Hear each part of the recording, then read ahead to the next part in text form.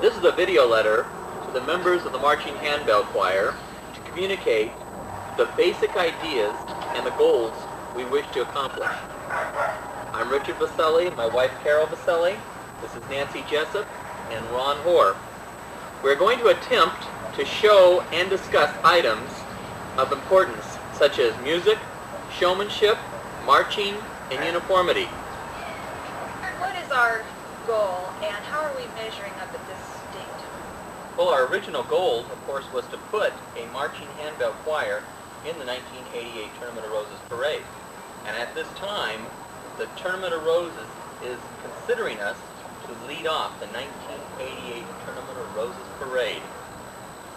Upon contingent that we do a credible performance and we produce more sound. What do we need to do musically that's going to produce more sound? Well, the first factor is that we have to have more sound for more bells. And that means that the people who had one or two basic diatonics are now going to have more. So the people that had presently had two accidentals are now going to have a major diatonic also. But the important thing to know about these new assignments is the fact that you only play your basic assignment first and then add that additional bell when you're able to, so that you don't drop any of your original assignment. You only add to it when it's possible. Right. Has there been any discussion? I heard that being a member of the Tournament of Roses, I heard that the possibility that there may need amplification. How do folks feel about this particular aspect? I would rather not see us amplified, if possible. Well, I would agree. Amplification tends to ruin the natural sound of any instrument, unless, of course, you're playing an electronic instrument. And since the handbell is not an electronic instrument, it should be produced by its natural way as the bell ringing. And I think the 230 people playing, the more people playing the right note in the right place automatically produces more sound. You don't need to add people. Everybody puts the right note in the right place in the right time. That's right. One other thing about the amplification is we've talked to Malmark, and they are sending us a unit for tournament, or to present a tournament, but I still believe in adding that third bell, or even a fourth bell to some people, will, again, double the sound of what we are putting out. How many bells did that add in that 230 people? Actually, believe it or not, it added over 200 bells into the unit. There were very few people with already 3 and 4 bells. So we have added over 200 bells because some people that were playing just 2 small bells are taking 4 bells. That's 2 in each hand. So I was able to add even another top section, which was really, exciting in sound, I think. Well, if that was done and accomplished by the group, it would significantly enhance the total sound. It could Right. do that. Right. Okay, let's cut there. As we're talking about producing more sound, Nancy, wouldn't you agree that if people had their music memorized and they were playing all the parts that they were assigned, that would too increase our sound? Yes, definitely. We've got to have our music memorized completely and thoroughly and accurately. And that's especially difficult when it's a small world and we're all experiencing that. One addition to the memorization of music, once that is ingrained and becomes what we refer to in the music business as being reflexive, it automatically happens because you've done it so many times. Then you can pay a lot more attention to your marching when the two go hand in hand. And musically, we'll be able to produce something that we couldn't True. otherwise. Definitely. This all becomes reflex. That's good. We also need to remind you that an A sharp is a B flat, and some of you who have been assigned an A sharp or a D sharp need to remember that that is the other accidental as well, and that will help our sound production. And unfortunately, we're discovering that more and more people have not realized that. So double check, make sure if you have an accidental that you're playing both of the accidentals. This is very important in a small world. Yep. Very important because of the key changes in a small world. The sound has to be there from one change to another. And that's what we're lacking right now, is that changeover. It sounds like we're going from 1 full volume to half volume, and we can't have that. It's got to be steady all the way through. Musically, it will come across that way if we get the sound and the bells properly. The other factor in our music is the damping must be absolutely clean. And in our parade in Monrovia, we found people who were not damping at all, and that cannot be. We have got to be very precise in our damping, with the exception of the 2 measures in Handbells on Parade that are allowed to LB. Ring out. That's right. Part of that comes too with our ringing technique, which we're going to go over later. But when we have these 8th note, 16th note runs, we can't have the bells way out here. For those times, we have to keep the bells in close to make sure that we are dancing properly. And we're forgetting to do that. We're trying to get caught up in the showmanship, which is important too. But musically, we have to. First things first, the music, Right. then the other. That's right. Now we're going to discuss the marching, some of the marching, basic marching techniques. We're looking at Carol here, standing at the position of attention. Notice her eyes are straight forward, shoulders are back, feet together, except for the toes. We have the camera in on the toes, Richard? Or is the camera in on the toes? Okay. Not yet, but it will be. All right. You'll notice here that the feet, the toes are apart, approximately 45 degrees or the width of a shoe. Wouldn't make a difference what size. Close your toes in there, Carol. There you go. That's a good position of attention. It's comfortable. If you have your toes together, it's an uncomfortable position. This is the position that you'll be moving forward or any kind of moving commands. Any type of moving commands, you'll move from this position called attention. Okay, now to try to get to attention from other types of command, it's necessary to show you what the command at ease means, and usually given by the director or a drum major. The command is usually given at ease. When the director does that, you notice Carol relaxed her body, moved the left foot to the left, keeping the right foot in place. An absolute necessity to keep the right foot. Everybody in the Handbell choir must keep the right foot in place on the command at ease. Okay, now just assume the position of attention again, Carol, and I'll give the command vocally, at ease, and notice Carol relaxed. Okay, now from the, she's going to come back to the position of attention. Okay, now we can give a command here where we want to may just discuss something and give the group some chance to just relax a minute, and this is the command of at rest. In this place, Carol just relaxes. She still keeps the right foot in place, but she's allowed to move her left foot front, further out to the side, or more out to the front, lean over to talk to somebody, but must keep the right foot in place. So that command is usually given when the instructor, either Nancy or Richard or myself, are trying to give some information, to try to gather information, and we don't want everybody standing at attention becoming rigid and becoming tired unnecessarily. So we're going to go through those briefly again. Carol, come back to the position of attention. We'll teach you in a moment how to get to this position, but right now, from the position of attention, to review, this is the position you'll be into to mark time in place or forward march. Okay. From this position, we can also relax in a at ease position. Right foot in place, left foot approximately 12 inches. The body now relaxes a little bit, but there is no talking allowed. Okay, that's the at ease. Okay, now come back to attention, Carol.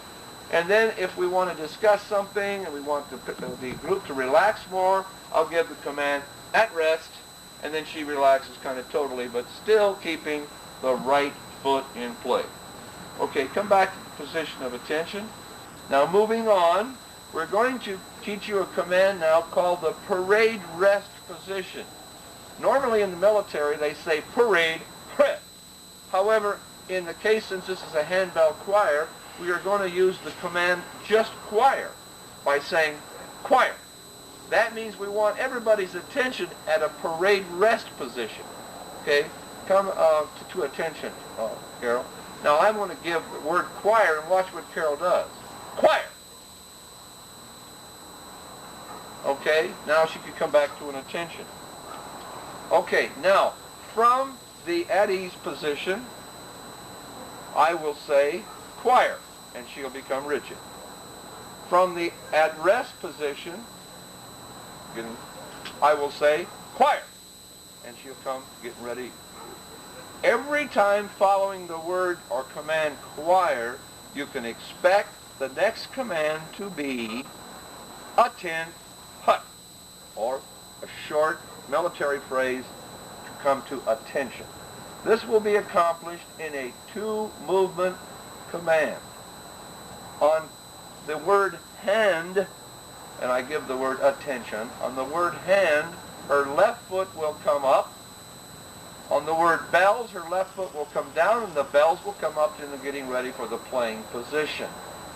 Now this is done in two movements. I'll give the command now, choir. Choir. Attend, hut, hand, bells. Choir. Now I'll do it a shade faster, more rigid, more sparky, more showmanship. Attend, hut, hand, bells. That is the command, getting ready now to move, either marching, playing, or just marching. The command to start movement. We will always, in this group, unless we change our mind, which I doubt very much, we will do the command. It's an old phrase of mine. It may sound childish or trite, but I like it because it gives everybody the opportunity to understand 4 beats of my voice or a whistle or a drum major. And I use the command hop, hop, ready, ho. That's just like saying forward, march, step. But the command hop, hop, ready gives everybody 3 or 4 beats to decide, oh, I know what we're going to do. And it causes the whole group to move in unison, uniformity. So when this begins, there will be a hop, hop, ready, ho. There will be 4 beats of marked time in place. Marking time in place first. Carol, mark time. Left, right, left, right. She's not moving. I can do this for 15 minutes or hopefully just for 2 or 3 seconds. Okay, Carol, again, mark time. More than 4 beats. Just keep going. This might be while the parade is being held up for some purpose. Okay, come to the hall. Now, ordinarily now, if we wanted Carol to move forward, we would know this by a prearranged command. The command will be, and Carol, don't execute yet, hop, hop, ready, ho. She will mark time 4 beats and step out with a measured size step, which we will come to later. We will step out on the left foot to the front. I will just have Carol demonstrate the 4 mark time in place after the hop, hop, ready, ho, and then just the left foot moving forward approximately 25 to 27 inches. Here we go. Hop, hop, ready, ho. 1, 2, 3, 4, step. Okay? Now, I want to point out that Carol made a slight error there that should be noted. On her mark time 4, go back, Carol, on her hop, hop, ready, ho, on the 4th count, she moved her 4th count right foot just slightly ahead. When we say mark time, we want the mark time done in place. No movement to the left, forward, right, or behind. They must be lifting your foot up and planting it right back down in the same place it left. So we'll try it again. I'll give hop, hop, ready, ho.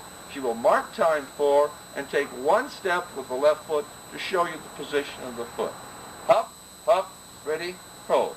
Mark, time, step. And that's exactly how you will look.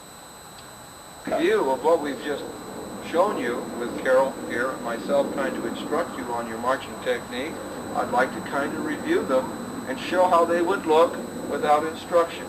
You'll notice that Carol's in the position of attention. Now I'm going to pretend now Carol will do all the commands at my command when I give her. She will execute some of these. At ease. Choir. Attend. Hut. Hand, bell. At ease. At rest.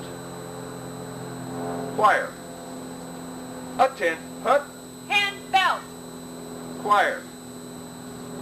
Attend. Hut. Hand, bell. Hop. pup, ready, ho. Okay? Now we'll continue on.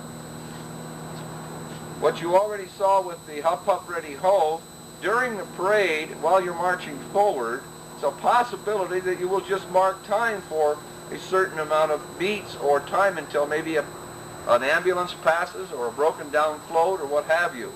So I'm just going to have Carol execute what the mark time is. Mark time, march. 2, she's just marking time in place. Now I'm going to have Carol say that the float begins to move out, or we've been given instructions that we can move forward a bit, but not at a full step. I'm going to ask Carol now to show you half-step march. Okay, Carol. Shorter steps. Okay, Carol, you can back up. We will probably not have to use this if we are selected to be number 1 in the parade. The only thing that would slow us down would be the pace car. And if the pace car is going too fast, we'll have to hurry up. If the pace car is going too slow, then we would use the half step. Sometimes when we're marking time, it's necessary to move immediately out from a marked time to a full step. And this is done with the command, resume march. So here we go, Carol, mark time, just mark time in place. Now hop, up, okay, good, left, left, resume, march. Now she's going to take a full step forward, okay? Thank you. Okay, the last command that we would need to work on is the command halt, and this is simple, okay? Mark time, march. Group, halt, 1, 2. On the word halt, you just go the next 2 feet, whatever. If you give the command halt on the right foot, it's left, stop on the right foot. If you give the command the opposite foot, it's right, left. We'll do it one more time.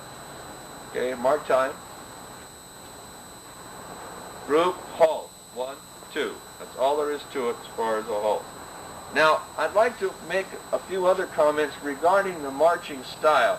And it's very difficult to show this without continuous movement. So we'll try the best we can. Carol, put your foot out forward out in the left foot position. It's very important that the heel hit the ground first and not the toe. Put the toe first.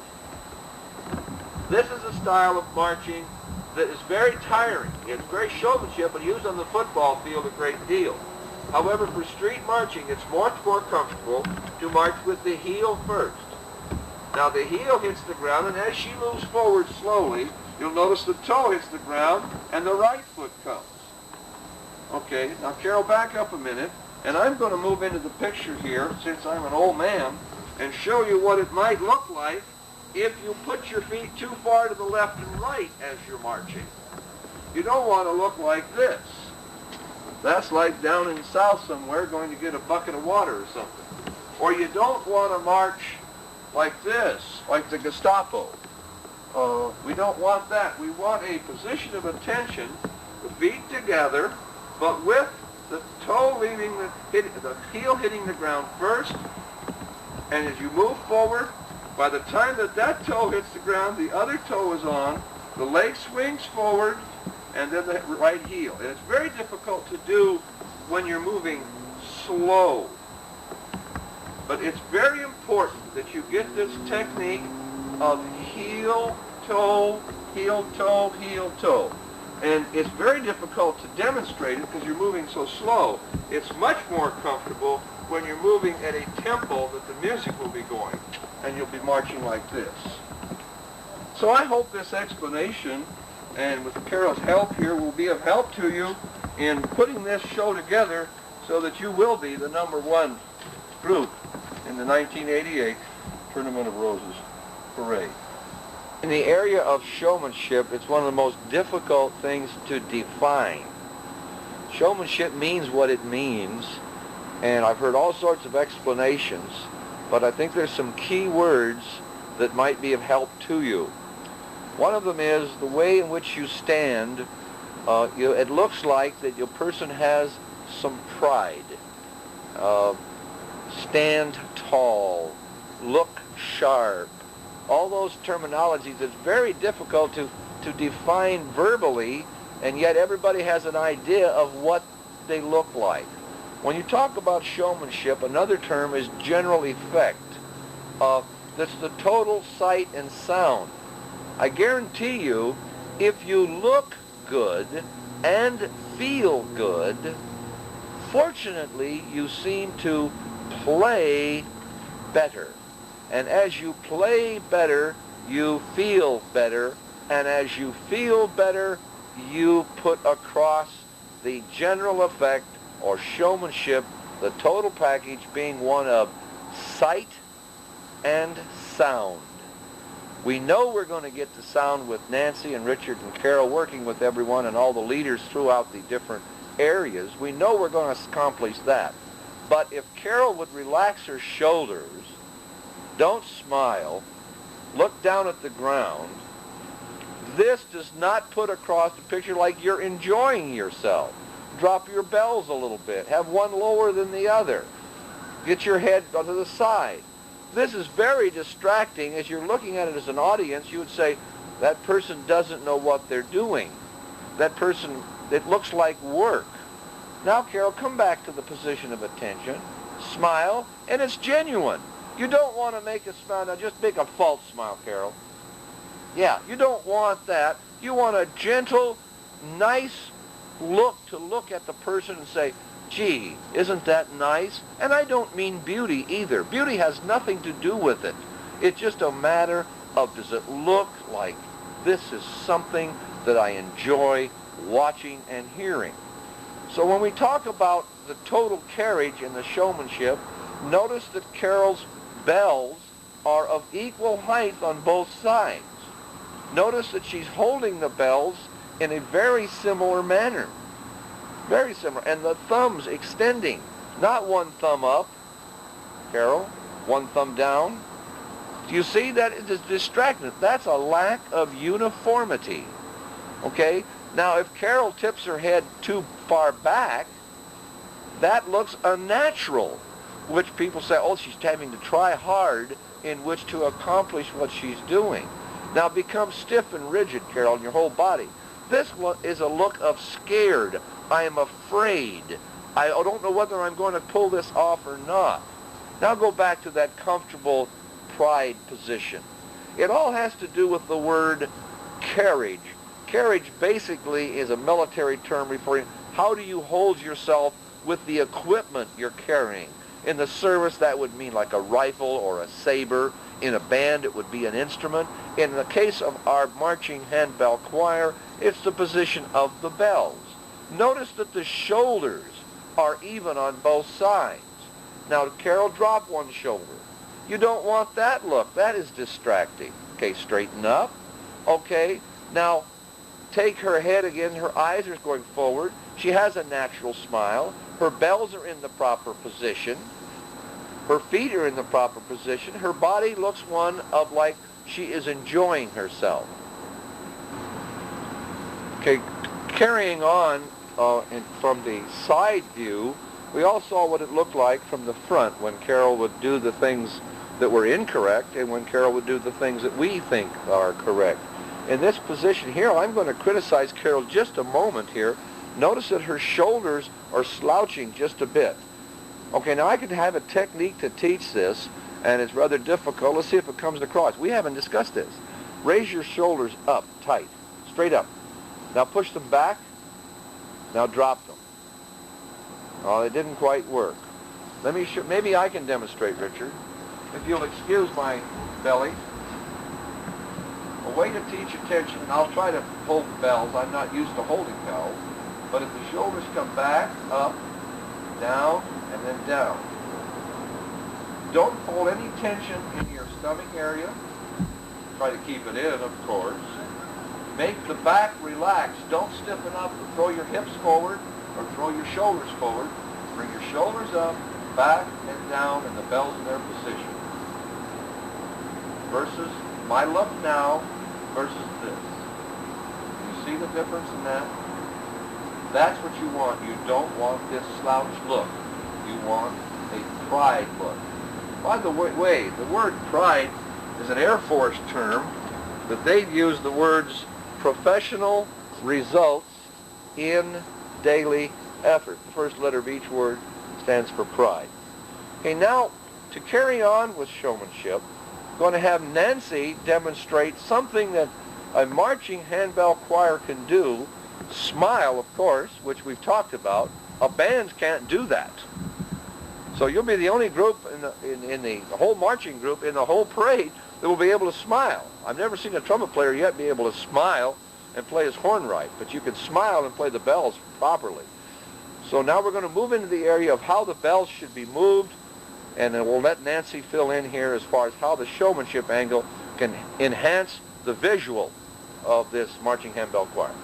Okay, we want to notice a few things about Carol's bells. First of all, we want to notice that they're real close to her body in a ready-to-ring position. Carol, show some of the other views we saw and have seen in our marching handbell choir. Sometimes the bells are out, maybe not even that dramatically, but out away from the body. We don't want that. We want them close in, like almost touching, if not touching. Okay, and then we've also seen, particularly the bigger bells, we've seen them up like this or resting like this where the big bell is like right here.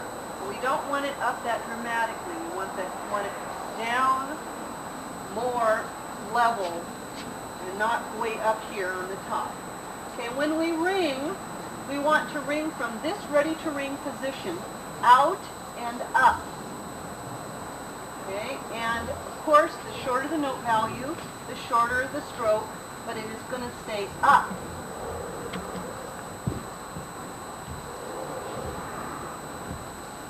Okay, Carol was tending to cock them a little bit too much.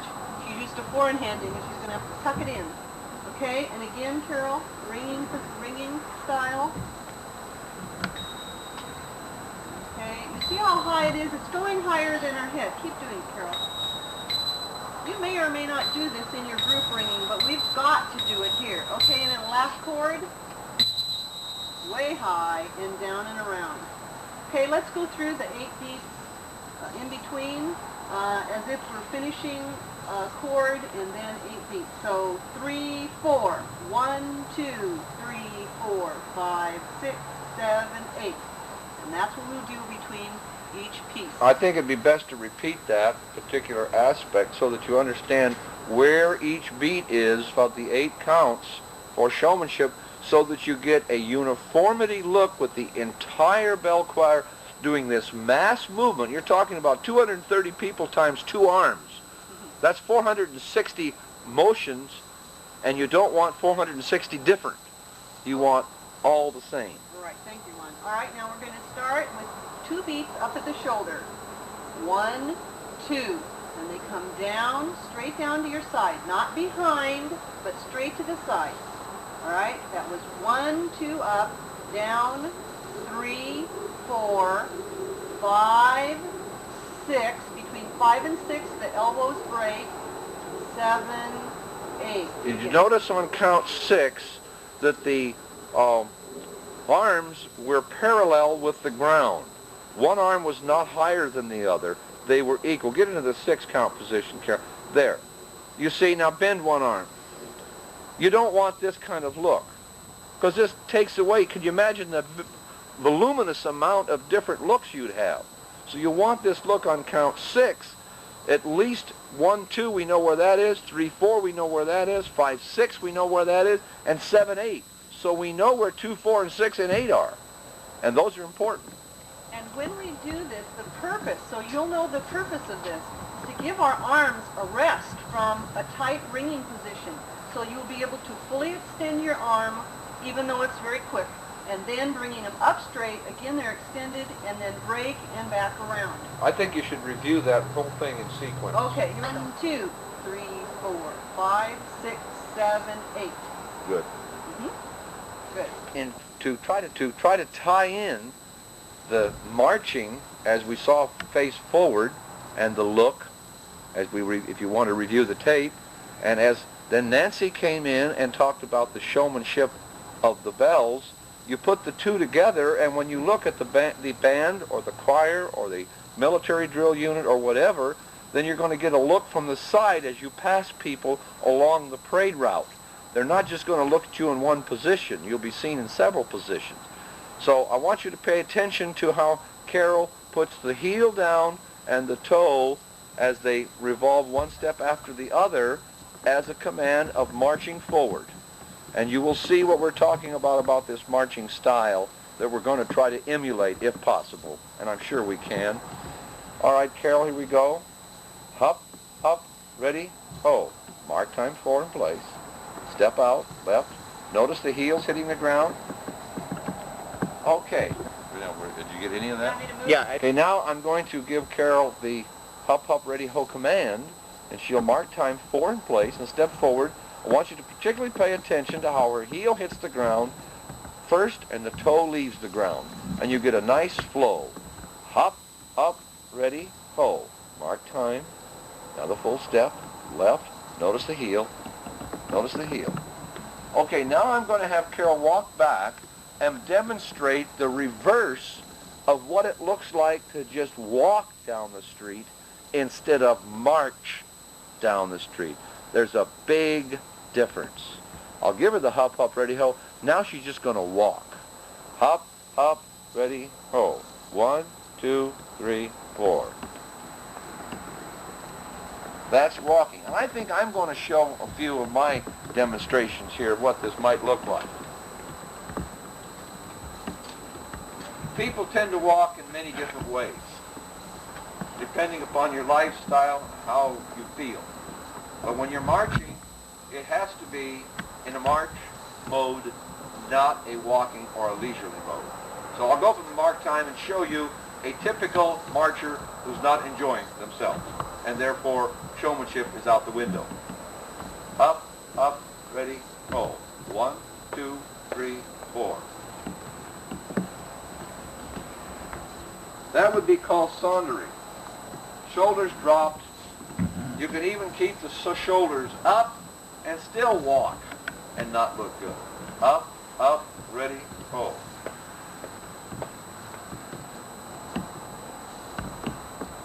That is not marching. Now maybe you can get the picture, and I'll try to emulate marching. I don't do a lot of it anymore, but I've done many, many years of it. Up, up, ready, ho. 1, 2, 3, 4. Now I don't care whether you have your hands down to your side as a military or bells in position. I'm sure, I don't know how to ring bells, but I'm sure that I can march with my bells in this position and still get that look with my feet. Up, up, ready, ho. 1, 2, 3, 4.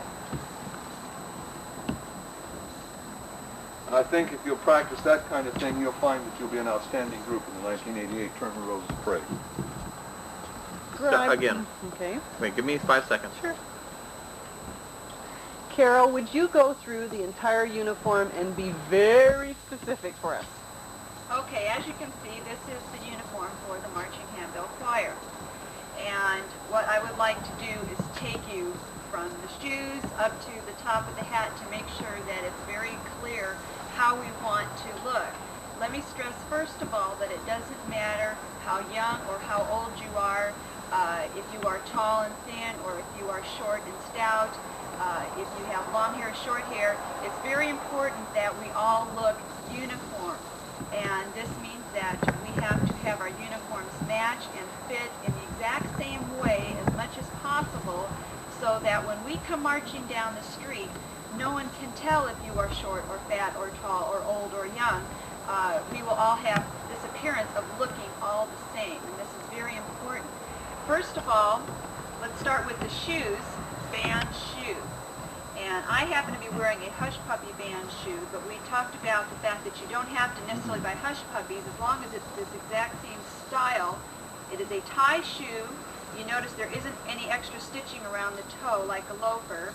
It has a white sole, and there is no extra little gimmicks or doodahs on this shoe. It's very plain, and it is a very comfortable shoe. That's important. It must be comfortable because 5 miles is a long time.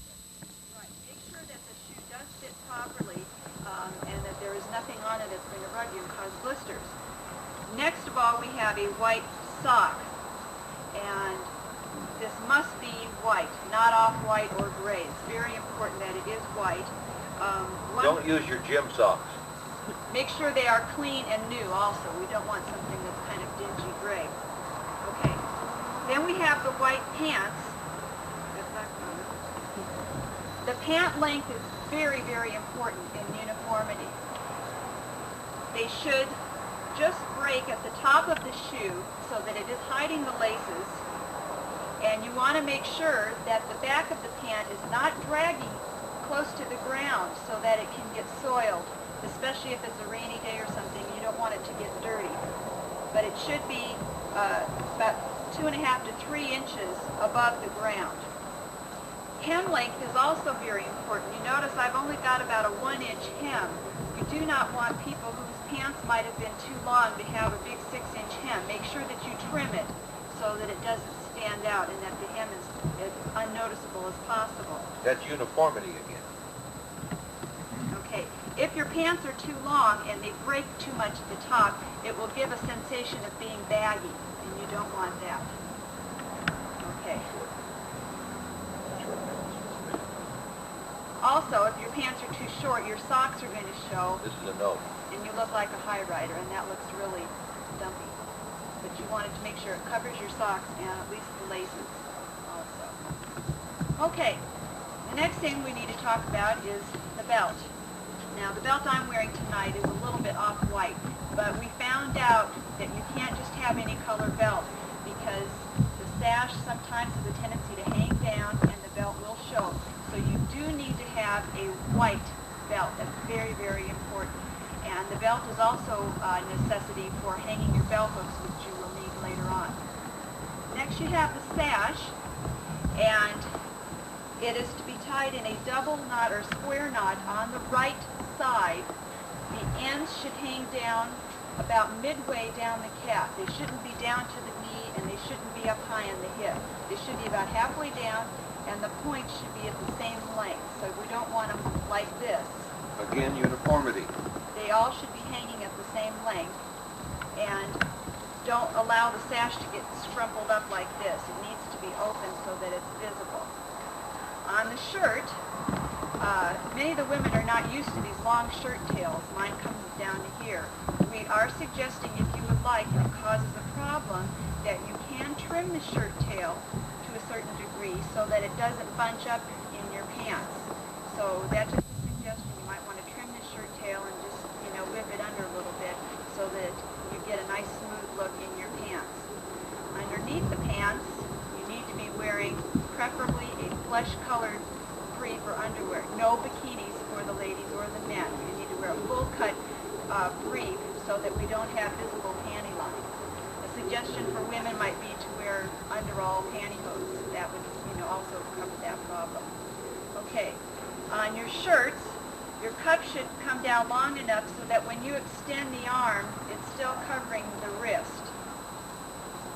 We don't want your sleeves coming out up like this when you're ringing your bell. That's why we ordered them a little bit longer. So when you have those full extensions, your arm is still covered. And for comfort. And for comfort. They are supposed to be loose in the shoulders. That's okay, ladies. The collar should fit you so that you can get at least a finger in there. We don't want it choking you. And the bow tie, when it came in the package, was kind of flat like this. Make sure that it is fanned out and that it is straight. You don't want any crooked bow ties. That's the hardest thing to get across, to keep that tie straight, but it can be done. The strings that go under the collar should be tucked up under the collar. Don't cut them, but just make sure that they're hidden up underneath the collar, and especially for the men, it won't show if they are tucked up properly. Okay, make sure this tie is straight there. Okay. The hair. Now I have long hair, and I have mine pulled back in a barrette. If you have long hair, and that goes for men too, it needs to be pulled back away from the shoulders. Cannot hang on this side of your body. It must hang on that side. The best way to do this is with how Carol's doing here. It doesn't have to be a barrette. It could be something else to hold it. But I would suggest for uniformity that maybe we discuss what type and kind. We don't want yellow, pink, blue, and orange barrettes. So that might be something to consider for uniformity purposes. Another option would be, braiding hair or pulled in a ponytail. I just have mine pulled back in a golden red. But once again, we don't want, gold would be fine because it matches the rest of the uniform, but you don't want an odd color that would be very distracting. Also, we would recommend hairspray too to get all these little loose ends in place. I don't have mine lacquered down right now, but that's very important too, especially if we're marching in damp weather. The hair tends to frizz out and it will look very untidy. For men, I would suggest if you have a standard haircut, get your hair cut. Get your sideburns trimmed. Make sure that you're well shaven and that you look really neat and trim, just like if you were in the Army or any branch of the military service. You'd want to look really neat and tidy. While we're studying this part of the body too, I want to recommend to the women and men nowadays also, preferably no jewelry at all. If you do have pierced ears and you need to wear something in your ears, make them very tiny post earrings and very inconspicuous. We don't want any dangling earrings or anything that's going to detract and reflect the sunlight. Unless everybody wears long earrings for uniformity purposes. Right, no big rings. If you can just get by with a small wedding ring or a watch, make sure that it's hidden up, that it isn't hanging Underneath the down. glove. No necklaces. Those are going to clink when we hit the belt, even if they're under your shirt. Speaking of under your shirt, I would recommend, we found out after the Monrovia Days parade, these shirts do not breathe very well. And everyone needs to be wearing a cotton t-shirt under these shirts.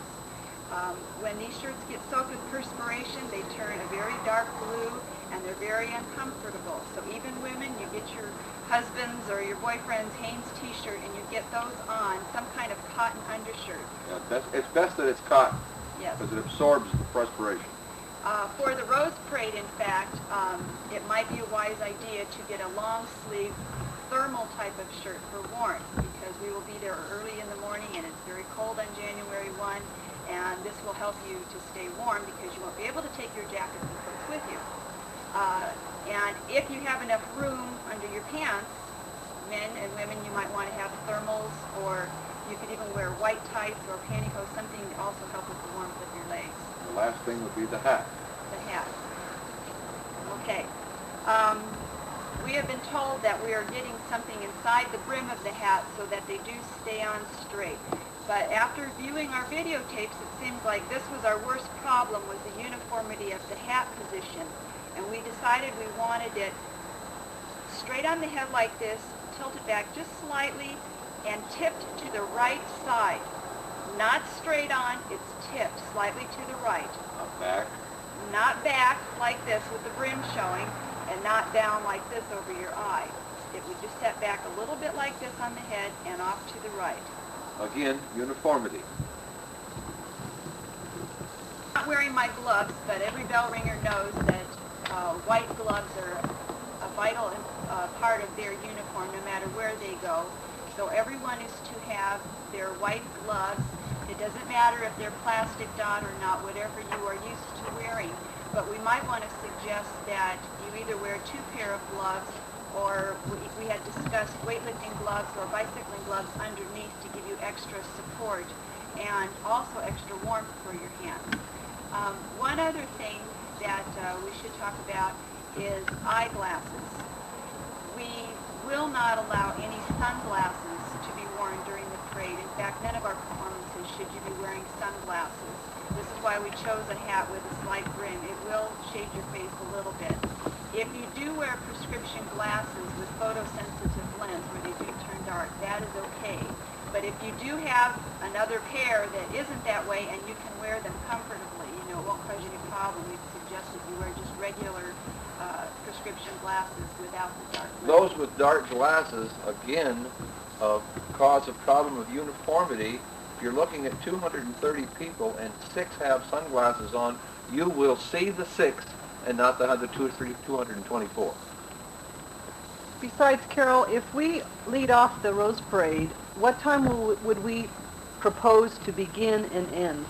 We would be stepping off at 8:20 in the morning, and the parade marching time runs approximately 2 hours from beginning to end, barring any breakdowns or but Mr. Hoare might be able to. Yeah, could I get in here and tell you just momentarily? Being on the Tournament of Roses myself, a member, and having worked the formation area, you're talking about wall-to-wall people for 2 to 3 miles. Particularly at the beginning of the parade, all these beautiful homes in Pasadena on South Orange Grove all rent out bleachers. There's thousands of seats. The streets are full. They have a blue line, which everybody stays behind the blue line on the curve. But because of the extreme amount of traffic and the large number of people, the bands and marching units are required to be there quite early. And I would assume your report time is going to be around 6 a.m. Well, 6 a.m. on January 1, and standing out on the parade route for approximately 2 hours, just ready to march, can be a long time. So your comfort is very important, and we'll be talking to you later about such things as light breakfast, not too many liquids, and that kind of thing. So that should cover most of the information that we have here for you this evening. So with Nancy and Carol and Richard being the cameraman and myself, we hope that the video will be of great help to you, and are all looking forward to getting together. It seems like a long time away, but believe me, time passes, and by the way, the older you get, the faster it goes.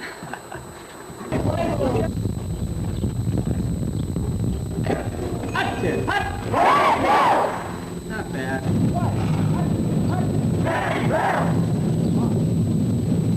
Mark the 4, and step off.